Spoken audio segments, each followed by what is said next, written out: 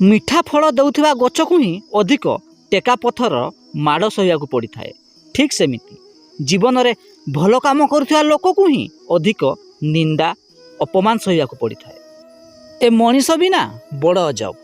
ପାଣିରେ ବୁଡ଼ିଗଲେ ପାଣିକୁ ଦୋଷ ଦିଏ, ଝୁଣ୍ଟି ପଡ଼ିଲେ ପଥରକୁ ଦୋଷ ଦେଇଥାଏ ଏବଂ ନିଜ କର୍ମର ଦୋଷ ତା ନିଜ ଭାଗ୍ୟକୁ ଦେଇଥାଏ, କିନ୍ତୁ କେବେ ବି ନିଜ ଦୋଷକୁ ଦେଖିପାରେ ନାହିଁ।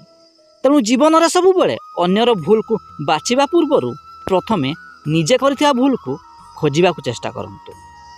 ଏ ଦୁନିଆରେ ଏମିତି କୌଣସି ମଣିଷ ନାହିଁ କାହାର କି କିଛି ବି ସମସ୍ୟା ନାହିଁ ଏବଂ ଦୁନିଆରେ ଏମିତି କୌଣସି ସମସ୍ୟା ନାହିଁ ଯେଉଁ ସମସ୍ୟାର କି କୌଣସି ସମାଧାନ ନାହିଁ। ସବୁ ସମସ୍ୟାର ସମାଧାନ ଅଛି, ବାସ୍ ଆପଣ ଧୈର୍ଯ୍ୟର ସହିତ ସେ ସମସ୍ୟାର ସମାଧାନକୁ ଖୋଜିବାକୁ ଚେଷ୍ଟା କରନ୍ତୁ।